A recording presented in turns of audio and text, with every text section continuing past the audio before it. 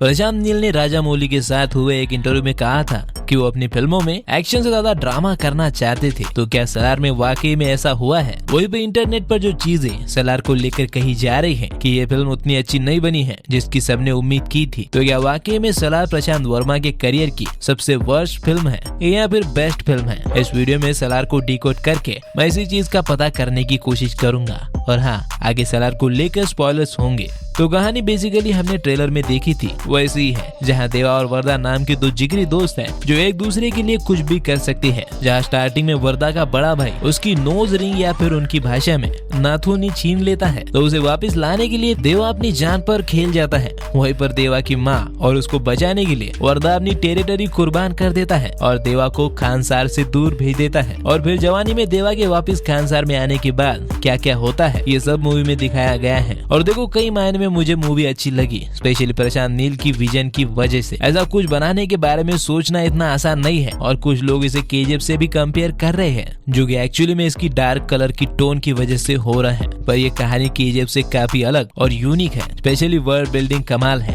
जहाँ पर हमने केजीएफ में बस गरुड़ा का खानदान देखा था जिसने नराची पर कब्जा किया हुआ था, पर यहाँ खानसार में 3 प्रजातियां हैं। इनका इतिहास 1127 में शुरू हुआ था। मैं ये नहीं कह रहा हूँ कि सलार केजीएफ से अच्छी है, लेकिन मैं बस ये कह रहा हूँ कि इसकी कलर टोन को देखकर हमें इन दोनों में कंपैरिजन नहीं करना चाहिए। वैसे ये दोनों एक ही डायरेक्टर ने बनाई हुई फिल्में हैं, इसलिए इसका कंपैरिजन तो होगा ही। खैर, हम आगे बढ़ते हैं। तो इनका इतिहास यानी खानसार का इतिहास 1127 में शुरू हुआ था। मन्नार, शौरियांग और घनियार, इन तीनों कबीलों ने मिलके खानसार में अपना साम्राज्य बनाया था और ये बारी बारी खानसार पर राज करते थे। जैसे कि मान लो कि अगर अभी मन्नार कबीले का राज चल रहा है तो उनमें से कोई एक कर्ता बनेगा, जो कि हमने सलार मूवी में राजा मन्नार को देखा है। उसके बाद उसका बेटा राजा नहीं बनेगा, जैसा कि आमतौर पर किंगडम में होता है। उसके उल्टा अगले जो 2 कबीले बाकी है उनमें से कोई एक बनेगा और बाकी सब सरदार रहते हैं, जिनमें खानसार को अच्छे से चलाने के लिए 101 भागों में बांट दिया जाता है। यानी तुम आसान भाषा में समझ लो कि खानसार में एक राजा होता है और 100 सरदार होते हैं, जिनकी पहचान के लिए उन्हें एक कड़ा दिया जाता है। और ये कड़ा काफी इम्पोर्टेंट होता है क्योंकि इससे ही हमें पता चलता है कि कौन सा हिस्सा किसके पास है। वही पर इन सबको संभालने के लिए इनका एक संविधान भी है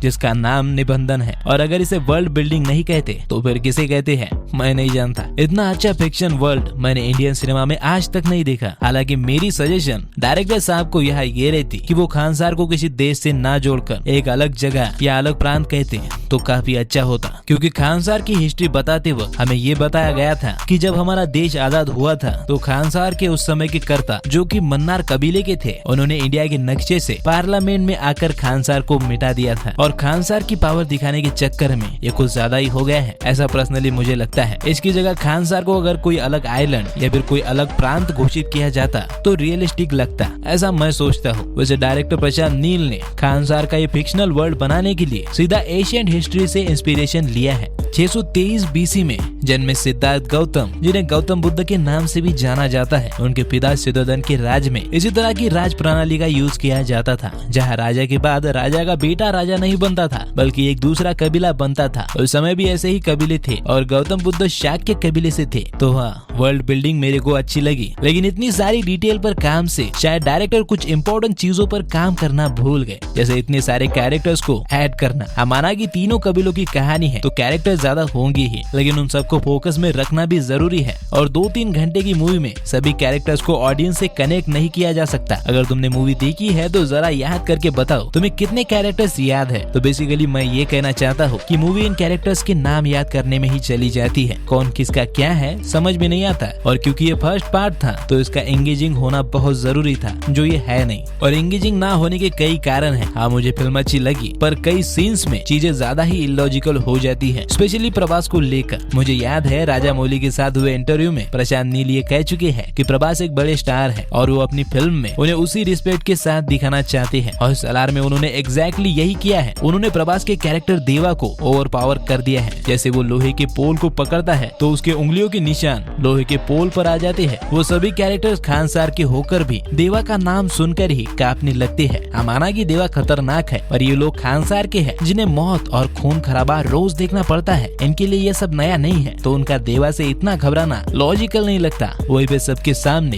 देवा एक सरदार की गर्दन काट देता है और आर्मी बंदूकों के साथ होकर भी खामोश रहती है। और भी कई सारी चीजें चीजें हैं जो प्रभास को लेकर कन्विंसिंग नहीं है। कहानी मुझे बहुत अच्छी लगी लेकिन कन्विंसिंग नहीं थी। कई लोगों के लिए कंफ्यूजिंग भी रही होगी और मैं इसका दोष प्रभास को नहीं देता। इसका कारण बस प्रशांत नील है, जिन्होंने देव के कैरेक्टर को प्रभास के स्टारडम के हिसाब से बनाया। उसे अगर वो ग्राउंडेड रखते तो स्टोरी भी ग्राउंडेड होती और कन्विंसिंग बनती। जैसे केजीएफ में रॉकी को स्टार्टिंग से ग्राउंडेड और कन्विंसिंग रखा गया था। हालांकि वो लास्ट का फाइट सीक्वेंस मुझे काफी अच्छा लगा, जहाँ प्रभास और पृथ्वीराज दोनों पर फोकस रखा गया है। वरना वहाँ पर भी अगर प्रभास ही होता तो चीजें और बिगड़ जाती। और उस लास्ट के सीन में वो दोनों मिलकर उन्हें मारते हैं और उनकी दोस्ती में जो फिजिक्स केमिस्ट्री है वो भी साफ दिखती है और मुझे काफी अच्छा लगता है। फाइनली हमें एक शॉट मिलता है जिसमें ऐसा लगता है कि देवा और वरदा वाकई में जिगरी दोस्त है, क्योंकि वो एक दूसरे से खुल के बात करते हैं। वरना पूरे फिल्म में अगर तुम नोटिस करोगे तो देवा और वरदा एक दूसरे से कभी भी खुल के बात नहीं करते, दोस्तों की तरह लगते ही नहीं है। ऐसा लगता है कि देवा वरदा पे एहसान करेगा और उसके बाद वरदा देवा पे एहसान करेगा।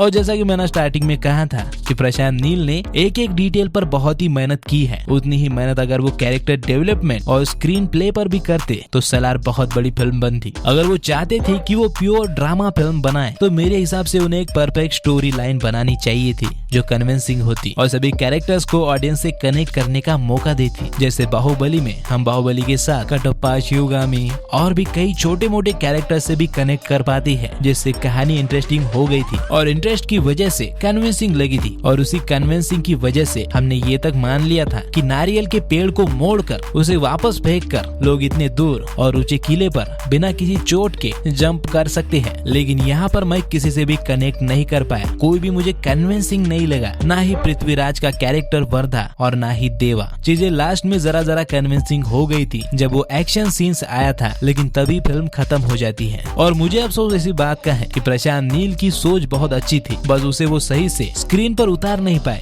इसलिए हमें एक प्रॉपर एंडिंग भी नहीं मिली। जहाँ फर्स्ट पार्ट इतने ज्यादा सवाल और कैरेक्टर्स पीछे छोड़कर गया जिन्हें पार्ट 2 में कवर भी नहीं किया जा सकता। जैसे कि ये पंडित कौन है जिसे वरदा के भाई ने बुलाया था, साला इसका एक एक्शन सीन भी नहीं देखा, बस इसकी हाइप बना के रखी थी। वहीं पर वरदा राजा कैसे बना, क्योंकि उसे सब लोग मारना चाहते हैं, इंक्लूडेड उसके बड़े भाई बहन जो कि सौतेले हैं और सबके पास अपनी आर्मी है और वरदा के पास अकेला देवा। उसके बाद वरदा के बड़े भाई का क्या हुआ जो कि खुद कर्ता बनना चाहता था। वही पे वरदा की बहन ऐसी कैसे बन गई जो कि पास्ट में बहुत ही समझदार दिख रही थी। और हाँ, राजमन्नार का क्या हुआ जिसने राजा बनने के लिए देवा के सारे कबीले को मिटा दिया था और अब तो वो सब कुछ जानता है, तो वो कैसे मर सकता है। वही पे देवा अगर खुद एक शौर्यांग है तो वो खानसार छोड़ के इतना चुपता क्यों फिर रहा है। इन सब में श्रुति और उसका बाप कहाँ फिट बैठती है। और सबसे जरूरी सवाल, ये दोनों दुश्मन कैसे बने। अब चलो ये जो सवाल है कि वरदा और देवा दुश्मन कैसे बने, पार्ट 2 उसी पर फोकस करेगा। और सवाल होना अच्छा भी है, पार्ट 2 के लिए हाइप बनती है, लेकिन क्या इतनी चीजों को पार्ट 2 में कन्विक्शन के साथ मेकर्स कवर कर पाएंगे। क्योंकि जैसे कि मैंने कहा कि पार्ट 2 का पूरा फोकस ये दोनों दुश्मन कैसे बने इसी पर होने वाला है। खैर पार्ट 2 का तो पता नहीं, पर हम इसे अगले वीडियो में कवर करने की कोशिश जरूर करेंगे। बेसिकली सलार मुझे अच्छी लगी, पर बहुत सी चीजें और बेहतर हो सकती थी, मैं बस यही कह रहा हूँ। और हाँ, ध्यान से सुनो, इस बार प्रभास की कोई गलती नहीं है। फिल्म वाकई में अच्छी थी, बस कन्विंसिंग होती तो